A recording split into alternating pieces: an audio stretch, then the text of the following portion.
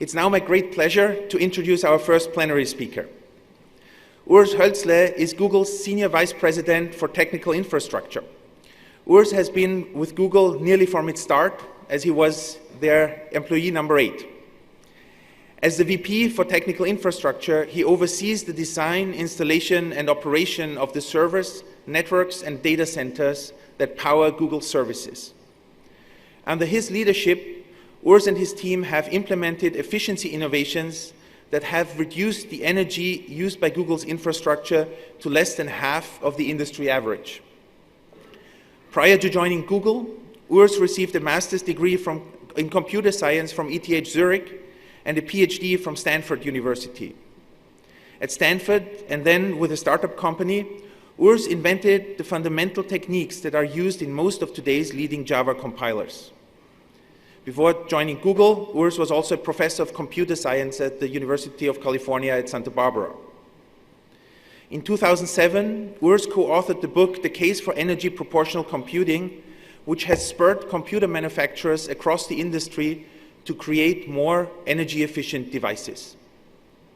Urs has been recognized with several awards and honors. He is a fellow of the ACM and is a member of the Swiss Academy of Arts and Sciences and the US National Academy of Engineering.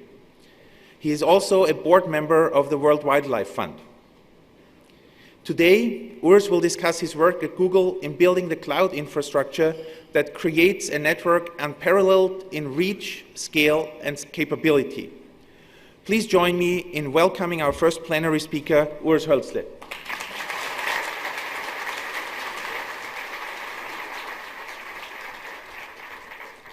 All right, thank you very much. It's definitely a big honor to be here, and I hope that I leave you with some interesting thoughts from the perspective of a large user of optics, but also a builder of systems, since we build a lot of the things that we actually operate. Before I start, I just want to thank the really excellent team that we have at Google. So none of what I'm talking about is really my own work. You find many of them here. I think we have about 30 attendees, and there's also additional talks that go into many of the topics that I'm going to touch today. So if they pique your curiosity, then look in your program book. So my main job today, though, is to convince you that while things are pretty good right now in the optics industry, that they really need to change. And I'll tell you why. The main thesis here is that incremental improvements aren't going to work because we're in a period where we see 10x growth in pretty much all of the markets in relatively short time frames, 2 or 3 years, right? So it's not about 30% growth year over year. It's about a factor of 2 growth year over year, and I'll tell you some more details. And that's true in the data center, where it's driven by disaggregation, so the separation of compute and storage. It's also true at the campus and metro level, where you connect multiple data centers together to do storage replication or to actually get to the rest of the internet. And it's true in a wide area network to deliver all these applications to end users, be that video, photos, et cetera, et cetera. A little bit of history. So I first kind of tell you how we get into that and then really what we are looking for. How we got into that was that, for the last 15 years, we've been building infrastructure at a fairly large scale. And we've been doing that because we had to, because we couldn't buy the products that we really needed to operate. And the reason was that even 15 years ago, we had a huge computational problem searching the web with a lot of traffic. We're the #1 search engine even back then. And to actually handle that computation, we just could not use standard gear. It would have been far too expensive and far too limiting. And so we started with the servers and a cluster architecture to try and find scale-out architectures. And along the way, we had to reinvent quite a few of the ways how you do things.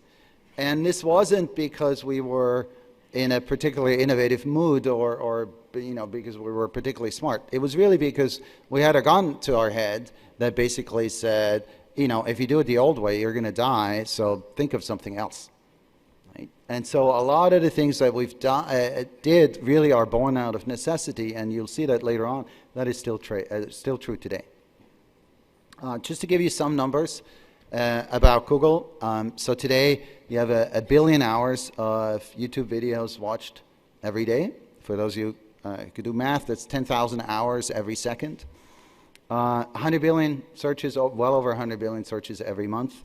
And a billion IP addresses that Google Cloud customers, so not Google, but Google Cloud platform customers connect to every single day. Right? And in all, this infrastructure actually supports 7 applications with a billion or more users. So the searches, the Gmails, the YouTubes, the Androids, et cetera, et cetera. So to do that, we had to innovate. And this is a brief overview of the software side of it. It started with GFS. It stands for the Google File System.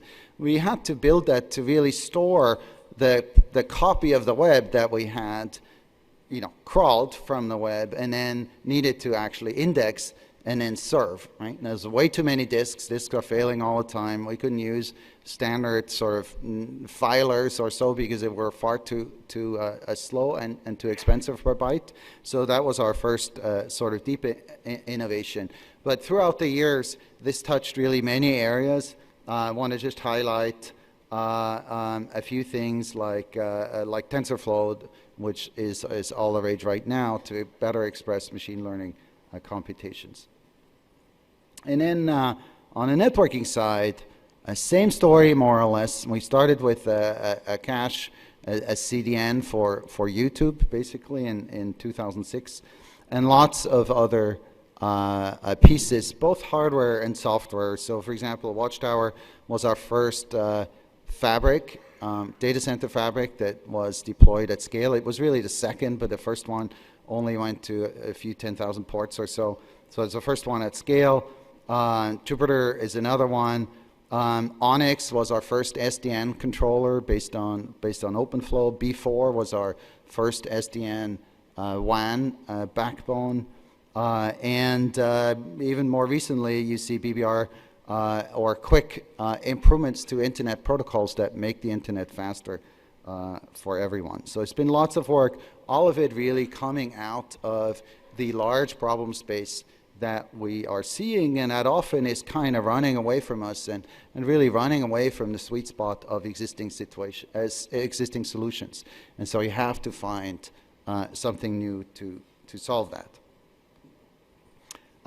Here's another quick overview of the hardware side. Way back something like 2006-ish or so, we were in a 4-post commercial cluster network, so four chassis that tried to connect a bunch of computers. Firehose was our first rework of that, really the first in-house hardware. We learned a lot from that. 1.0 was terrible, 1.1 was kind of practical, but we fast followed with the first real fabrics, and then Watchtower, Saturn, and Jupyter, all basically what you know today as fat trees with petabits of bandwidth sort of inside the building. And it's definitely served us pretty well, and now has become more standard. So it's actually a place where it's plausible to use standard gear to compose these systems. Our global network, just to give you a brief overview, kind of spans pretty much everywhere. This is a simplified slide. It has not just the on-net, so the blue points are kind of the on-net ones, and we have 150 or so countries with an on-net present, with a physical presence. But then we have thousands of cache locations, the yellow points, where our CDN is running. So that's where you get the more popular YouTube videos, etc. from. And then, of course, that network is used to connect data centers. Here's a footprint of where we are today with the Google Cloud regions that are also, again, pretty much anywhere, and they're connected by this backbone. So when I say cloud, I want to clarify a little bit, because cloud kind of means different things at different times.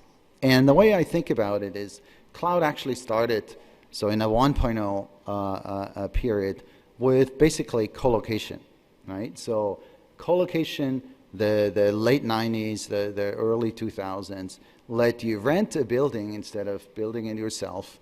And with VMware, etc., it also first brought the concept of virtualization to the masses, from the mainframes to the masses, so that you could reduce your CapEx in the enterprise.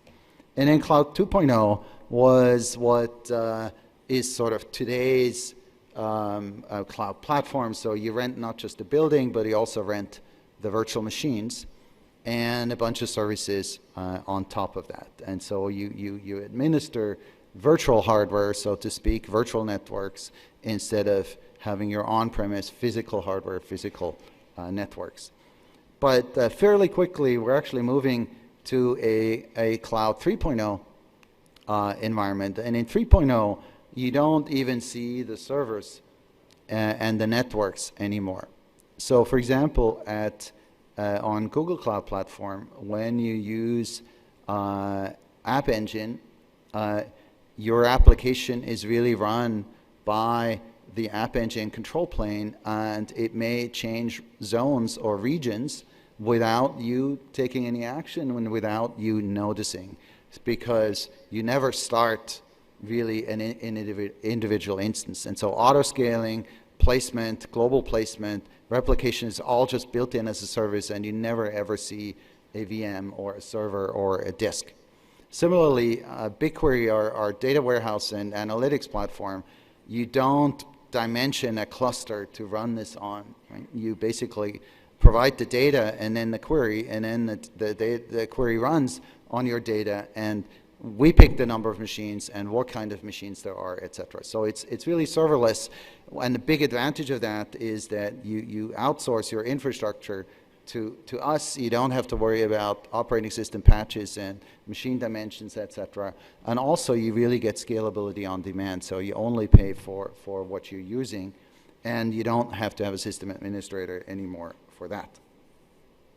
So now, for Cloud 3.0 to actually work, behind the scenes, you need to have a very, very good network, and that's where I'm going to spend the rest of my talk on. Why am I saying that? Well, if you have a good network, then you can actually keep up certain illusions that are really important for serverless computing to work, right? Because you're basically telling the user, just give me the problem, don't worry about its location. Just give me the data, don't worry about the compute that you're doing on it. But in reality, between those things is a network, and if that network isn't sufficiently ubiquitous, sufficiently high performance, high capacity, then the user will actually discover that the illusion you promised them is not real. And then they can't do anything about it because it's serverless, like I can't actually influence it. Right? So it's very, very important to have a network that's ubiquitous, that's really high capacity, and that's very high availability behind the scenes. Right? You don't explicitly manage that network anymore as a customer, but it's very important for it to be there, because otherwise you will notice problems. So before I was saying 10x, here's a slightly abstracted graph, but a real data underneath of the intra data center bandwidth growth, so the bandwidth inside of our data centers. And basically what you'll see is that in a period of 6 years, it goes up by a factor of 50, and the curve, by the way, continues like that, right? So 6 years, factor of 50 is roughly a factor of 2 every single year, right? So this traffic has been doubling roughly every year. And that's been true for more than just the 6 years that you see here. And that's why I'm saying we really need to move away from the incremental sort of approach to one where we are looking for step functions, where we're looking for 10x improvements. Because if you have a doubling every year, 10x is only 3.x years away, right? So you don't have that much time to get your product to handle that 10x. So how do we do that today? Well, first, just to make sure everyone understands what drives that 10x, right? So the disaggregated data center on the left is basically one where the storage devices, disks and flash, are connected to the network as well as the compute devices. You know, the CPUs, the GPUs, etc., are also connected to the network.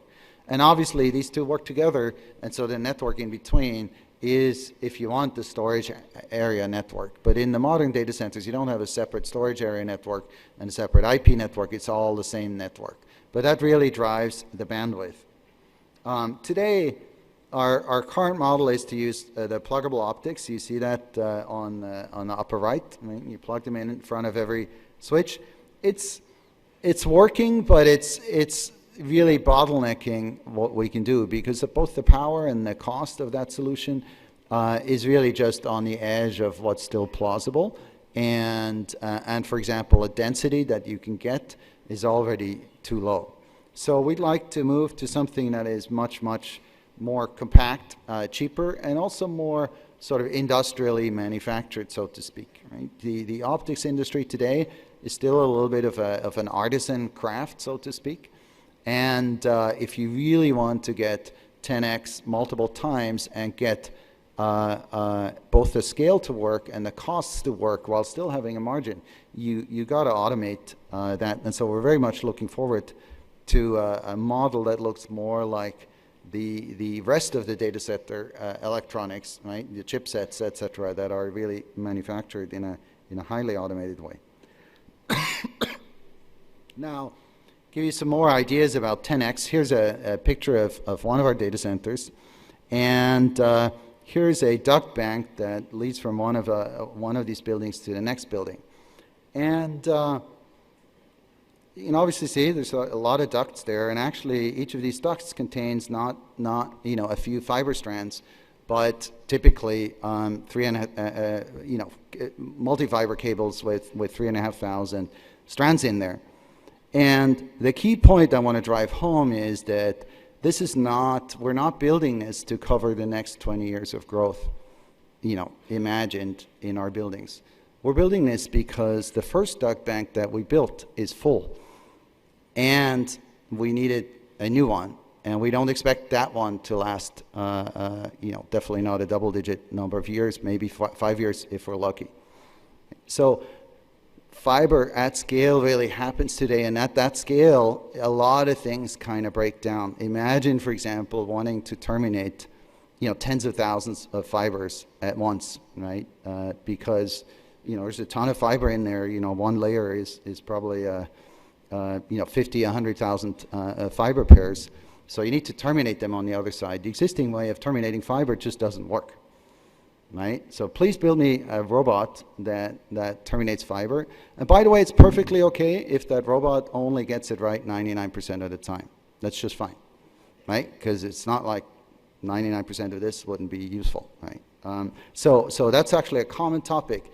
It doesn't have to be perfect, right? It doesn't have to be perfect. It has to be, on average, very good, because you see the law of averages obviously at this scale. But the key point I want to drive home is this isn't like some envisioned future where if everything goes right, the demand goes up. This is happening today. We are facing these problems today, and so I'm not talking to you about imagined problems. Now, terrestrial links are reasonably well understood. You can upgrade them. Submarine links are a little bit harder. And for the submarine links, they really are important because a global cloud is not possible if you can't get your bits anywhere in the world. And 70% of that world is water, so submarine links is a big component of that. And actually, because of the worse economics, it's a sizable cost component of that global backbone. And there's really two parts in here that matter. One is the optics, and then the other one is just a general wet plant, the cable, the power, everything. So give you an idea. Here's we're right now building our third cable across the Pacific. So Google has been building cables for 10 years, roughly. to satisfy our capacity demand. So right now we're on the one on the right. I want to give credit to everyone who's worked on that, and really kudos. Coherent optics have been a lifesaver, right? You know, that's why you see the cable going from 5 to 144 terabits. So the same trend that's been happening on the terrestrial optics also is playing out in submarine optics, where it's arguably even more important.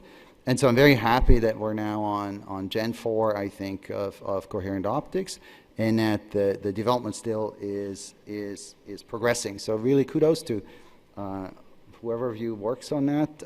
That really makes a lot of things possible that are just unthinkable otherwise. Having said that, please keep it up, because a factor of 10 is coming. And so we really need to have a curve that works.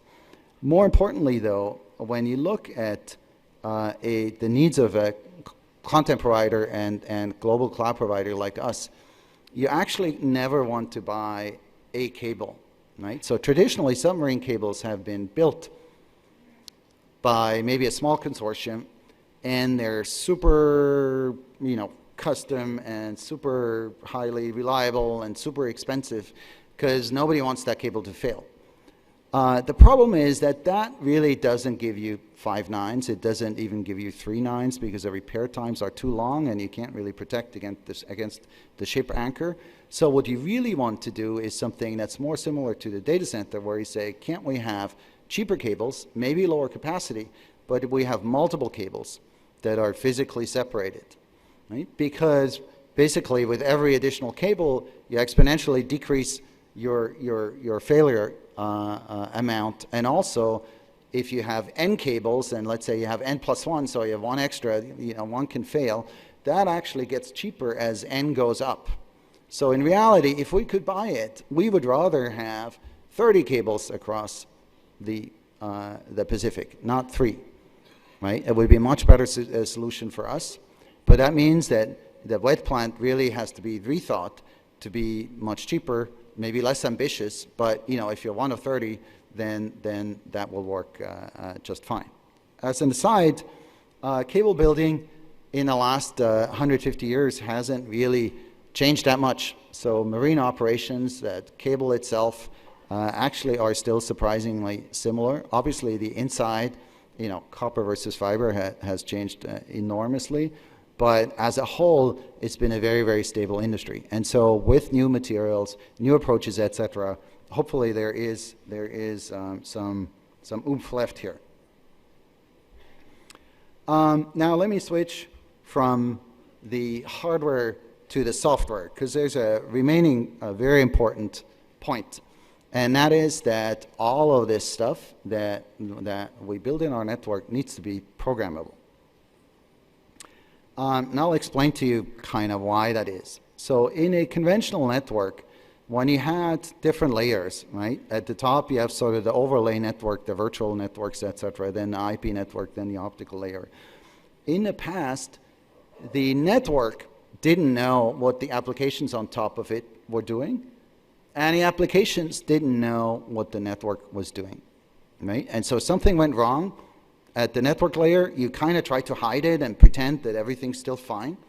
And if something goes wrong in the application, the network doesn't know, so it's not doing anything, right? That isn't really a great approach, because if you want to get to 5 nines, let's say under n plus 1 or n plus 2 failure, you kind of need to guard against relatively tail end events, right? The worst 2 links failing and things like that. And if at that point you have the option of also changing things at the application level, not just changing things at the network level to compensate, then you can be in much, much more cost-efficient sort of parts of the design space, right?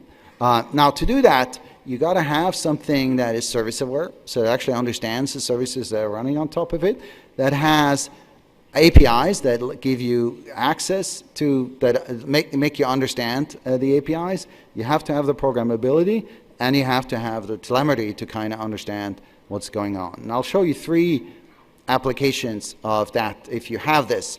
what you can do, just to really drive home how important that is.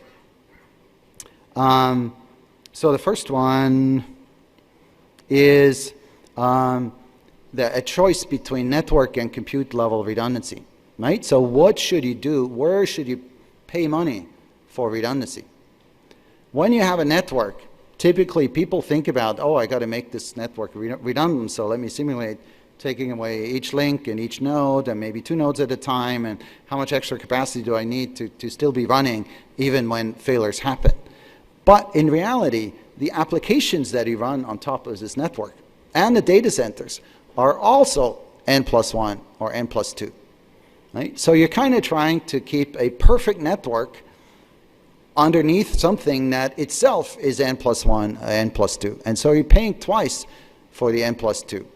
Whereas if you have that connection, if you have the visibility into your network, then if something bad happens, you can react to it perhaps at the application layer by reprogramming your load balancer by putting more traffic on the East Coast, therefore removing the demand on a link where an element failed. Right? So you have much faster and much cheaper ways to provide your resiliency.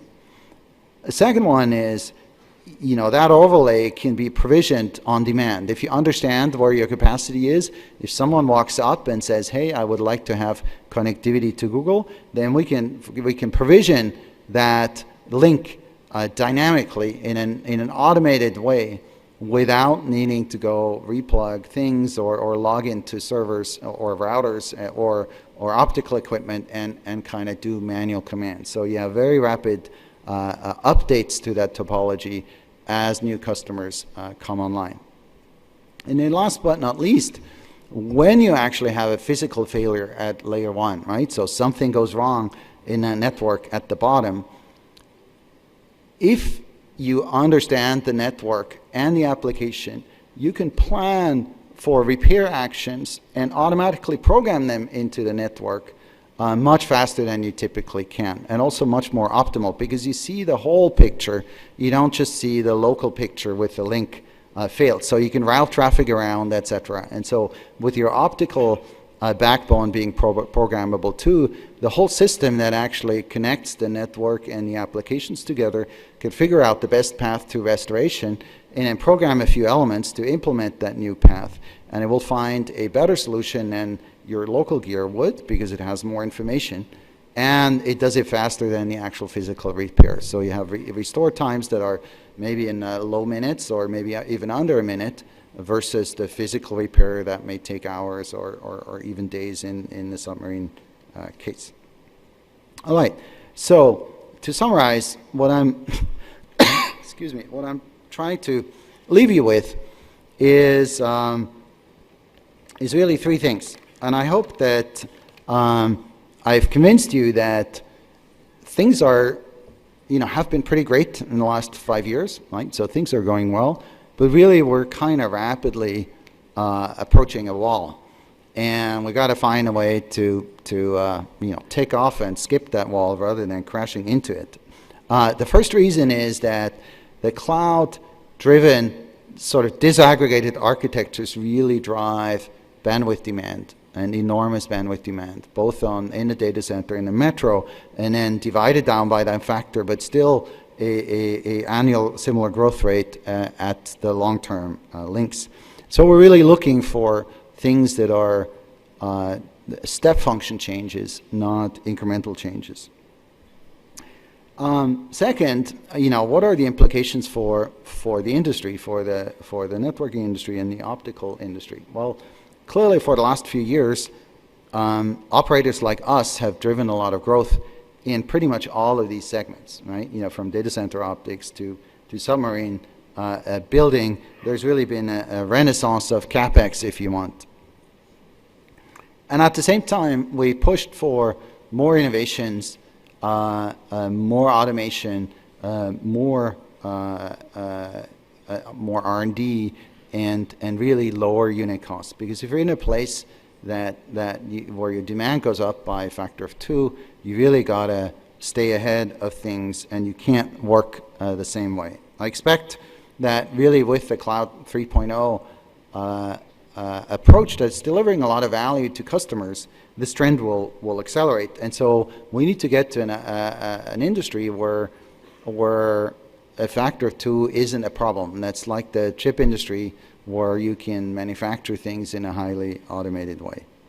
And then last but not least, I think I want to really urge you to, if you haven't already, to embrace the software-defined network at the optical layer 2. The market, certainly from the highest hyperscalers, will go to those whose gear is programmable. And programmability doesn't mean that you give us your beautiful control plane that handles everything automatically, right? We actually don't want that. And that's not because we have a more beautiful control plane. It's because we have a different control plane that couples the optics and the IP and the application space, right? And those are the ways how we want to do the actual control, right? And so we can't use your beautiful control plane that is optical only. You might still need to build it for other customers, but just don't expect hyperscalers to appreciate it, right? Even though I'm sure you did great work. So with those thoughts, I hope you are jumping out of your seats and saying, I want to reduce costs by a factor of 2 every year and my capacity by a factor of 10. And of course, it's all software programmability. So thank you very much.